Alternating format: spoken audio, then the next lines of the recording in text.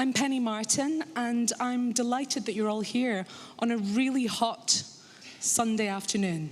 So lean into those fans. We're going to romp through this in 45 minutes, hopefully making space for you to have a question, because I'm Scottish and I'm a real chatterbox, so sometimes I can't rein it in. I'm going to try. Okay, so what is Miu Miu Women's Tales, I hear you ask? Well, it is a series, of course, of short films commissioned biannually by the fashion house Miu Miu. There are now 28 of these, which means we've been doing this for 14 years. Hooray for independent cinema. The directors include incredible list. There are these amazing directories full of biographies and details of all the other films. Pick them up, they're at the back of the room. But they include Ava DuVernay, Hayam Abbas, Dakota Fanning, and so many more. After the latest short, The Miu Miu Affair by Laura Cittarella, premiered here only yesterday. Before I introduce our guests, Molly Gordon and Jasmin Savoy Brown, properly, please remember we've got 45 minutes and store up a nice question. I'm going to be good and make sure you've got space. So, most of us got to know Molly Brown as recently, really, as 2023, when she lit up the small screen as Claire Dunlap, or Claire Bear, in the award-winning FX series, The Bear.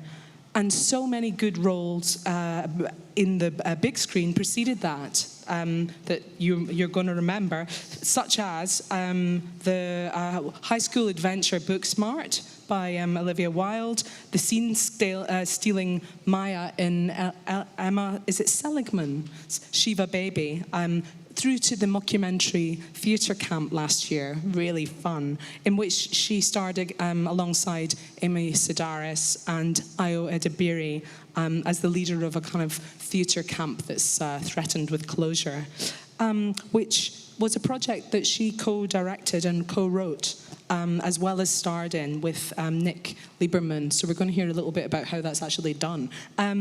It's all a far cry from her previous job waiting at another infamous restaurant, Balthazar. We'll discuss that in a moment, but first, it is my pleasure to introduce the actor, singer, it's all the multi-hyphenates today, and producer, Jasmin Savoy Brown, who is, of course, renowned for her fantastic turn as Thaisa in the survival mystery drama Yellow Jackets. She's also known to us as Mindy Meeks Martin.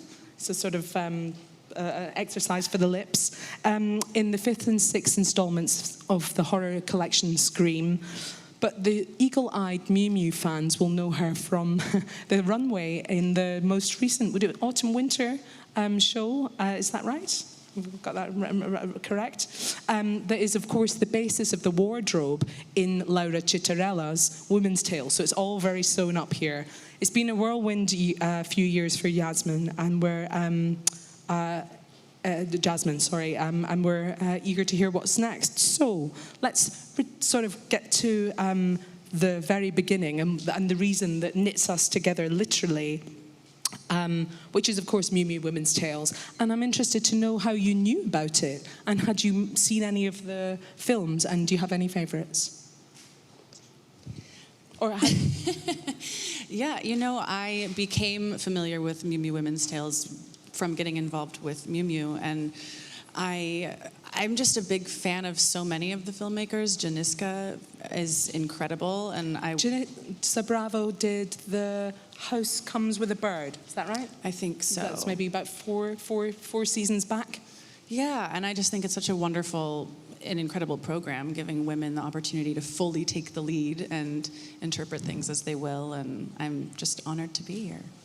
What about you? What are the challenges of a sort of short film? Have you been involved in a short film before, and how does it strike you as a kind of opportunity? Interested in directing one? Well, I feel very lucky to be here. I've been nerding out about women's tales since for like 10 years. I feel it hasn't been 10 years. Has it been not? Okay, thank God. It's been 14 years, so it's been 10 years. I just think any fashion brand that is lifting up female directors is absolutely incredible in a time where making art is so fragile. And yeah, couldn't even name one. I think so many are so specific and weird and fantastic. And I've always wanted to come here, so I feel so lucky. I've always wanted to direct one. But Noted. but yeah, I think a short is like a beautiful medium, and I think people don't make them as much anymore because now it used to be so hard to get a camera, but now that we have iPhones, I feel like people sometimes will just make a full feature, but a short is such a fun way to explore and try something out before you take something on in a larger way. And we made a short with Theater Camp. Did you? Mm-hmm. No one saw it, and it still took a long time to get made. But I think, having a proof of concept in that way is really important. And I think just having like a 20 minutes of something is, especially with our shorter kind of brain, we all can't pay attention to something for as long now, and we should push ourselves to pay attention for longer. But it's still beautiful to have something really. That has a true beginning and end that is in shorter form, that isn't just a TikTok. Well, I don't know if you knew this, but in fact, 2 of the series have actually been developed into features. There's one in process at the moment. Shakumako, I think, is being developed into a feature. That's Haley Gates's film. But prior to that, Crystal Moselle, also her short got developed into a feature, I think slightly different, called Skate Kitchen. So there's actually amazing examples already in the series of it coming on to being something else. And obviously this morning, where we were interviewing the directors of the 2 most recent films, and they're the first martial arts and mystery genre films in the series. Of course, we're talking about directors and directing, and I know that's something that we'll come on to with you, but obviously what unites you both is your roles in front of the camera, and I'm interested to hear now a little bit about that process when you're more often in front of the screen. We'll come to directing in a moment. In your multi-award nominated film, Theater Camp, what struck me as amazing was a lot was improvised. How on earth did that work? I came up doing improv, and I did Groundlings as a kid, and I just love. Do you want to explain to the audience what Groundlings is? Groundlings is, I also just want to say that I'm sweating. I'm putting it out there. We all are. My ass is so sweaty. Groundlings is an amazing sketch comedy and improv organization. Will Ferrell and Kristen Wiig and amazing Melissa McCarthy has come out of that program, and I grew up in Los Angeles, and I did it as a kid, and children's improv is so embarrassing, and I would turn everything into a love scene. Even if someone did a scene where it was like, hey, I'm your mom, I'd be like, do you want to come over later? And they were like, no, that's just your mom, don't flirt with them. I love improv. I think film making is beautiful when there are guardrails and the script is really tight, but there's also something really incredible that happens when you let something happen in the moment. And my favorite filmmakers like Robert Altman or John Cassavetes use improv in a way to kind of catch these magic, whimsical, weird moments. And obviously my film is very silly, but I think even improv in a serious piece can be really beautiful because it's just like honest. It's almost sometimes when like a take goes wrong and you let it keep going, and then you find something interesting, like your shoe comes off, and then you keep rolling and you see what happens from that. Well, you used the words catch the moment, but how functionally can that happen? Is it a case of kind of screening back through all the edit material and then seeing if there's something there, rather than being able to control like a director might? Yeah, well, with Theater Camp, we shot 360, so we could just keep going, and we would sometimes roll for like 45 minutes, and the edit was so crazy, and it was more like we had an archive of footage, like a documentary that we were editing, but I won't probably do another movie that way for a long time. But yeah, it's a lot of times you can't keep going because, you haven't, the lighting is not set up on the other side of the room. But yeah, it's fun when the camera can just keep following the chaos of what's happening. And they also say you should never work with children or animals, and yet you had amazing chemistry with children on that set. Amazing chemistry with children. So it was what people say about me. Could be worse. So yeah, I love working with kids.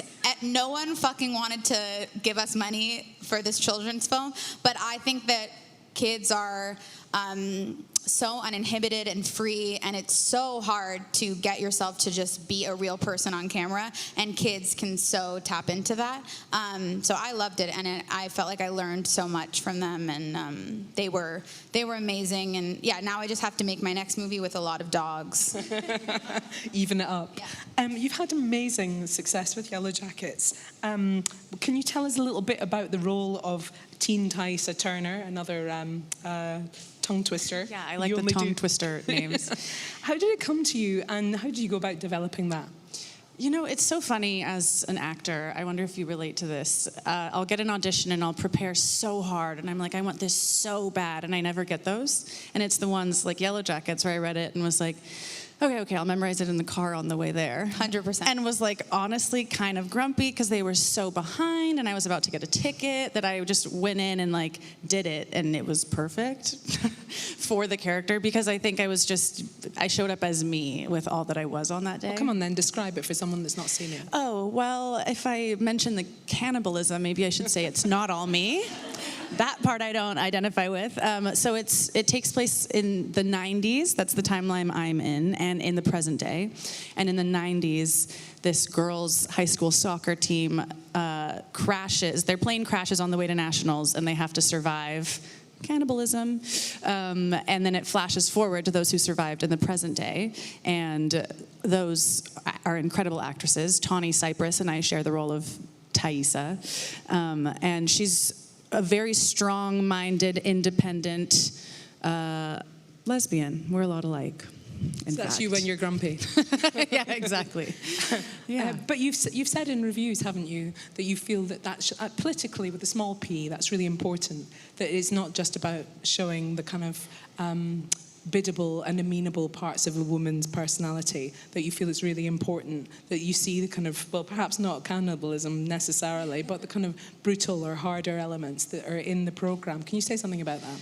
Yeah, I think that's what Yellow Jackets does so well. And other shows, I'm thinking of Under the Bridge, speaking of child teen actors. That is a show created by... I don't know what that is. What's that?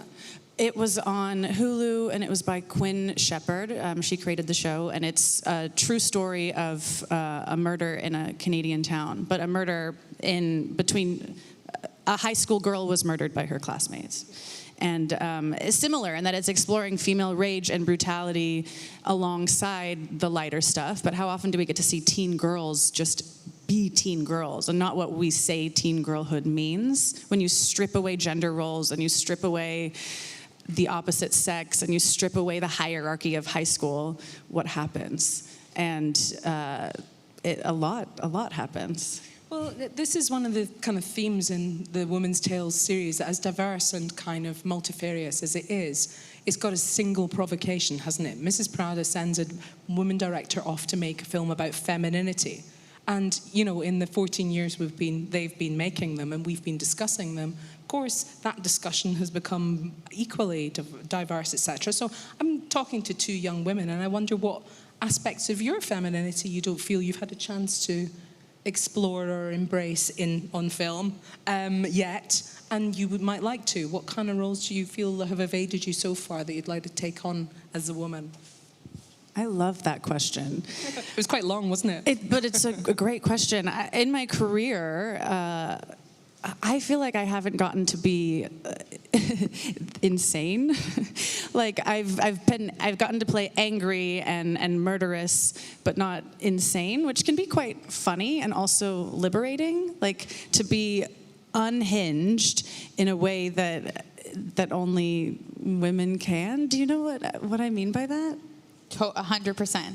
I'm shooting a movie right now where that's about a couple that go on a trip together, and I play the girl and Logan Lerman plays the guy, and on the first night together we're having a beautiful time, and then we have a conversation, and he realizes that we are in a relationship and he didn't know that, and I realize that he didn't know that, and then I hold him hostage, and that's been really fun. We're in the middle of shooting that, but it's been fun to get to lean into what you're speaking of, like the more insane, dare I say, crazy parts of myself, but it's always like if I was 5% crazier, I would probably do them.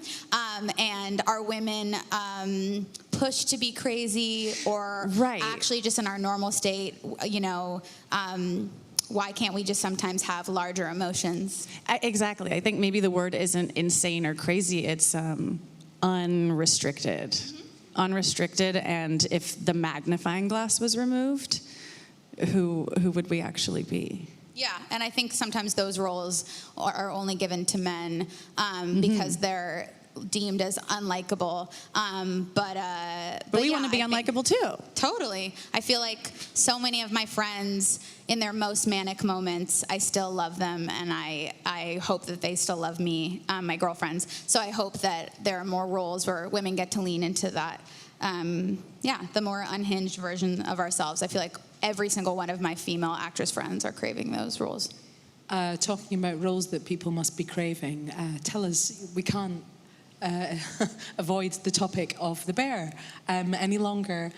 Tell us about your character of Claire Bear. You only arrived in the second season, and you're the one that Carmi knew before all the madness. Take it away. I mean, I feel like we can connect on this. It's been really beautiful to be a part of something that people actually watch. Yeah, it's nice. It's really nice.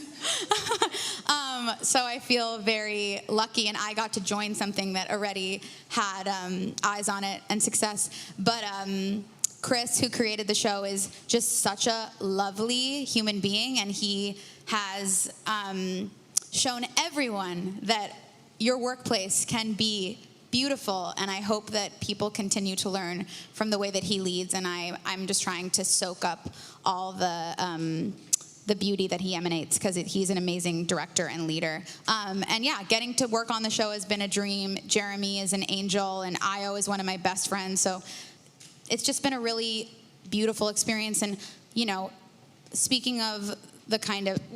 I just hit the microphone. Sorry, sitting with that, sweating it off. I struggle in my life with like a work-life balance, and I feel like that's what Carmi is.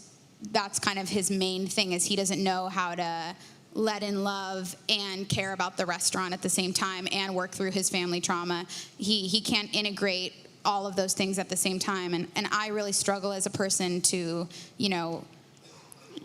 to have relationships and to work and all these, it's so human. That's like, for the rest of our lives, we'll have to navigate that. So I love getting to have a storyline that explores that.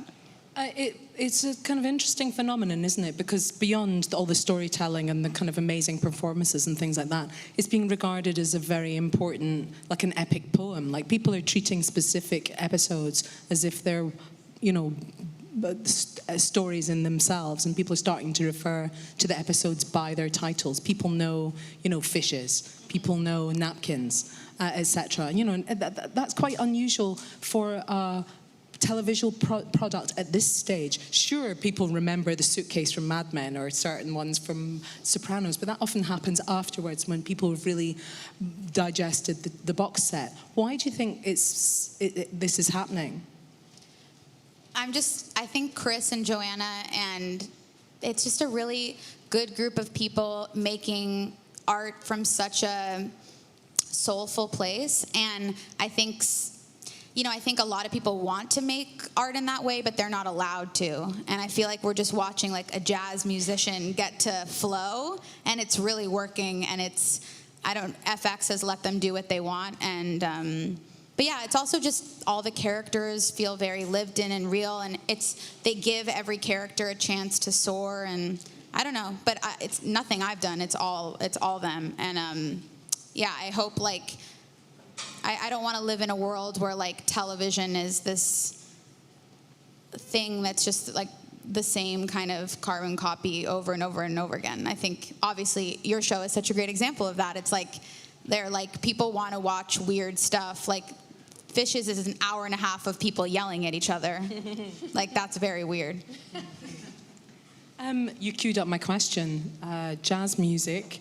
You released a song. Was it last year before last? Is that something that's a kind of ongoing strand? I'd love to hear all the other things that are happening in your creative life alongside a hard won job. There's a lot going on. Yeah, music has always been my heart in a way that it really scares me, in a way that acting doesn't scare me as much as music. Which is more exposing? Yeah, because when I'm playing a character, I'm hiding within them, you know? But when I write music, it's just me. And so I've put it off for a long time because I love it so much. But I finally recorded an EP. I was fortunate enough to become friends with Lucy Dacus, who's one of my favorite singers. Oh my God, she's so great. She's incredible. And I got to be in her music video for Night Shift, which is one of my favorite songs. And through that, I met her producers. And so I just recorded music with them, which is exciting. But I'm also now producing all my music videos. And I'm trying to work with at least 80% women. Do you direct music videos, Molly Gordon? I would love to direct a music video. Well, we'll have to talk. So that's exciting. I'm probably going to release that music top of next year. And I'm getting into producing. Right now, I'm really focused on podcasts because that's a space that's more financially easy to get into. But my kind of POV in the world, I'm from Oregon, which is a very specific place in the States. It's very white, it's very Christian, and I love everyone that raised me, and it just gave me a very specific perspective on the world because I was always the only in a room, whether that was the only black girl or the only queer person or the only et cetera. And through my experience there and moving to LA and becoming an adult, I've just realized that I just want, the core of it all is spreading joy.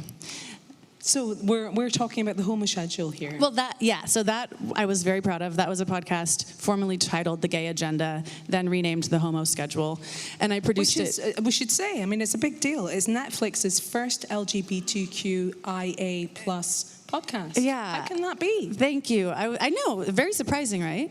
I co-hosted that with Liv Hewson, who also plays my girlfriend on Yellow Jackets, and that was really fun, but it quickly died, unfortunately. But I'm back out in the world right now taking meetings on 3 other podcasts. But don't you love a podcast that comes to an end? There's nothing worse than the ones that drag on for too long. And nobody's interested by the end of them. You want a kind of succinct, something to say and stop. Yeah, that's a good point. Well, that's a good point. But yeah. Well then, come on. Your audio life and your acting life, do they ever co-mesh? I wonder. I met an actor, Vicky Creeps, this year, and she told me for each of her characters, she makes a playlist in order to musically kind of get to know her characters. Is that something you've ever tried? Would you? Can you imagine it working? I've done that before. Yeah, it depends on the character. It depends on the day. I'm not an actor that does the same thing every time. It really depends on where I am, where the character is, where we're meeting. So who was it you used it for, and what was in it? I used it for season 1 of Yellow Jackets.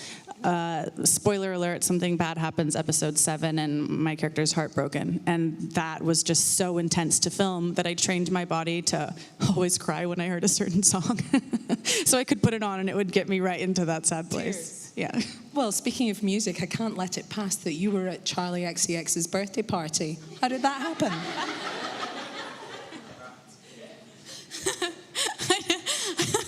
I just told this story. Honestly, my stylist Jared, who's in the room, and my friend Owen just brought me, and Charlie is amazing, and I feel so lucky that I was there. I happened to be in more photos than I had a sunburn, and I was wearing sunglasses and a big shirt to block my sunburn, and I happened to be in way too many photos with those sunglasses and that big shirt. It's obviously a brat summer, and my ass is sweating. Can you do the apple dance? I can do the apple dance. the Gen Z PAs on this movie that I just shot made me do it every single morning, and we had really early mornings. So I have about 30 apple dances from 4 a.m. that could become Incredible. a short film that I could try to premiere at Venice, but we'll see.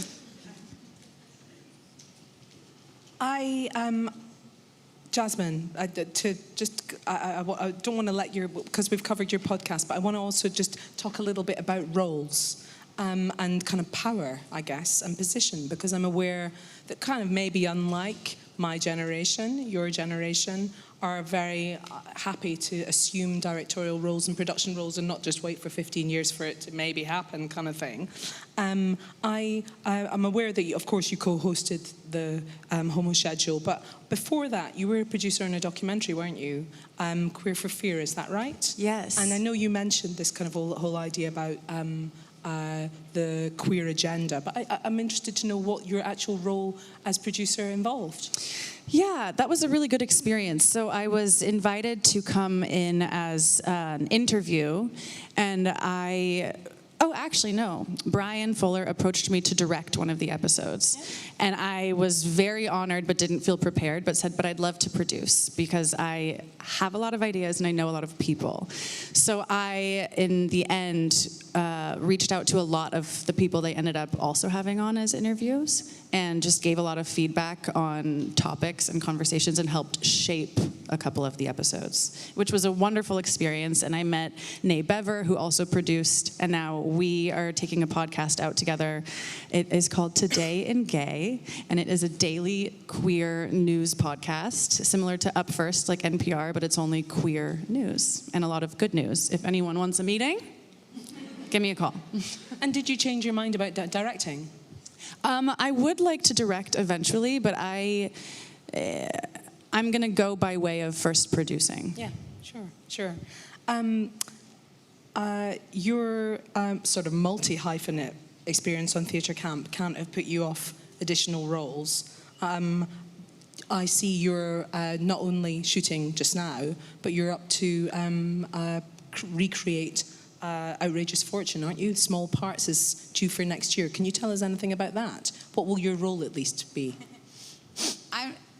It's been really. I love that movie, and I love Bette Midler, and getting to reimagine a movie from the 80s is really fun, and I just want to create really funny, iconic roles for women, and I think all of the projects that I want to make as a filmmaker, I don't want all of them to just be like comedies, but I do want them to have humor in some way, because I just feel like the world is in too dark a place to not infuse a little bit of silliness into even the more serious world. But yeah, it's been fun, and I feel so lucky that I get to maybe direct again. It was really, I think it's really hard to get a movie made. And so even like being at this festival and kind of seeing the energy around the screenings, it's like filmmakers are just so excited that they even made it there. Like, we lost our financing for Theatre Camp like the week before we even started shooting. Like, it's so hard to get independent films made. So I just feel lucky that I might get to do it again. So what is it, do you think? You know, obviously you're both enjoying an enormous amount of success in front of the camera, and I can hear the challenge of these different roles, but what do you think it is about actually getting to develop them that appeals to you, that you would put that amount of time in? Because surely it's enormously time-consuming. What are you getting out of it? I think that as an actor, you sometimes have to wait around for people to give you a chance to be creative, and I feel like if you're a creative soul, you don't want to wait around for that, and you want to always be curious about the world and pushing yourself forward. And a lot of the actor's life is like rejection and waiting around for things, and people going, now you can act and now you can do something, because we're all freelance. Like, just because you had a job doesn't mean you're going to have another job. So I feel like so many friends that I have that are actors are like, I also do ceramics, or I also do music, or I also want to write, or like, it's Yeah, and I feel lucky that we live in a time where that's more celebrated and people aren't pushed into one box. I agree. And I think on top of that, as women, part of what draws us, or at least draws me to development, is the power. I feel like so often I'm on a set and I can see how to fix 10 things and how to make them go better, whether that is logistics or a creative thing or a note or like, why don't you just move the camera here or whatever. But you can't, as an actor, if you offer that opinion, often you're looked over or scoffed at, especially as a woman on set. So to have the power to like make things run better and look better is always fun.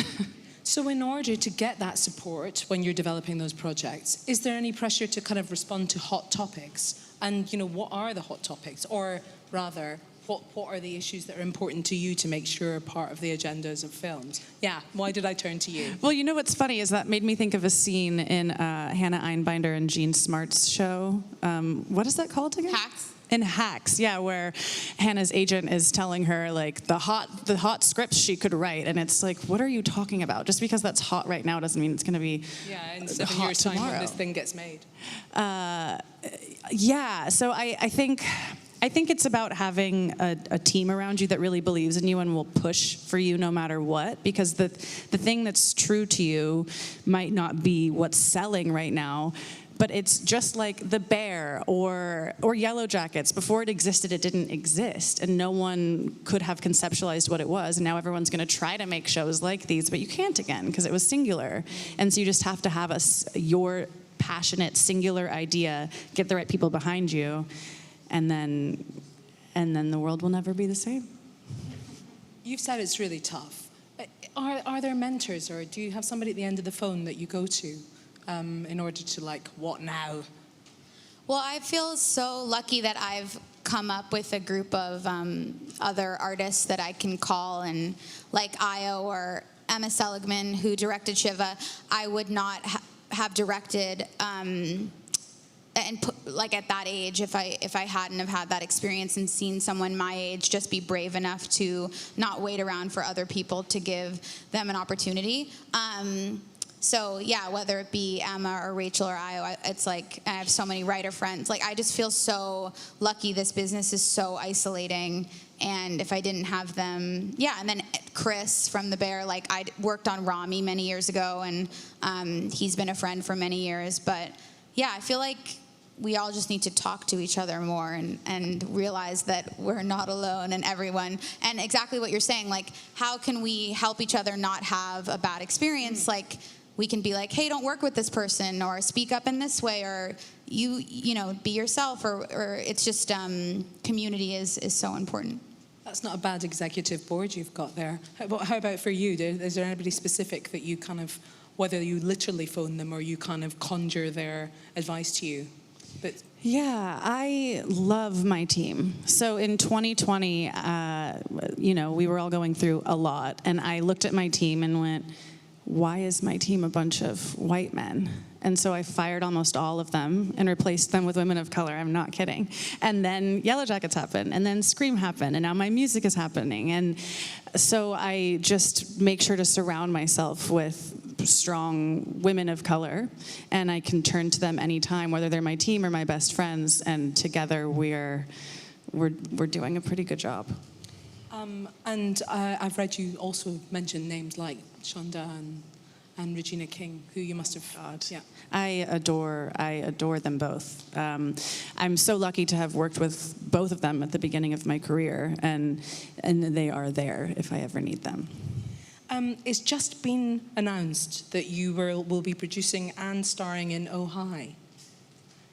Is that shooting right now, in fact? Mm-hmm. Yeah, we both just came from night shoots, so we're sorry for loopy. But yeah, that's the tying up movie that I'm doing. Oh, sorry, have I blown the name? No, it's totally fine. But yeah, it's been fun to get to. Yeah, but that movie I've been developing for 5 years, and it just got made now, so I feel. Congratulations! Thank you. It'll fall apart next week, but I feel very lucky. Yeah. You're from a night shoot. What can you say about that? Yeah, we're shooting season 3 of Yellow Jackets. It's getting crazy. And I think everyone's going to really enjoy this season. It's actually, there's a bear crossover on this season of Yellow Jackets. Yeah. Where I get eaten by, Claire Bear gets eaten by all of the girls at the same time. It's a feast. And then butchered and put in that fridge. Yeah. And then Carmi cooks it, and he gets so many stars, Michelin stars. You've also got an upcoming sci-fi project. Yes, I hope that happens. It's a financing issue. But it has been announced. It's called Green Bank, and I'd be starring in it with Tatiana Maslany, who I am obsessed with. She's one of the reasons I wanted to be an actor, and it's been a dream of mine to work with her. In fact, my very first acting class that I ever sat in on in LA, I was 19, I had just moved here, and she was there working on a monologue, and I went up to her and was like, "You're amazing, you're why I moved to LA, and now we're attached to a movie together." But just like you were saying, we had something, it fell apart. It keeps coming together and falling apart, so I just hope that it works out. Well, I'm very conscious of time, so I want to ask you one last question before turning over to the floor. Let's finish with a tip. Who, in your opinion, should direct the next Miu Miu Woman's Tale? Well, Molly Gordon, clearly. I think that's You don't the get that one. only answer. Oh, I don't know. I feel like they've made such incredible choices that the team at Miu Miu seems to know. And yeah, I think they've hipped me to so many foreign filmmakers, and I think that they should keep doing what they're doing and never stop. And like, this should be going when the world is ending and we're all underwater from global warming. Women's Tales should still be happening. Allow me, lastly, to say thank you very much, and please join me to Jasmin Savoy Brown and Molly Gordon.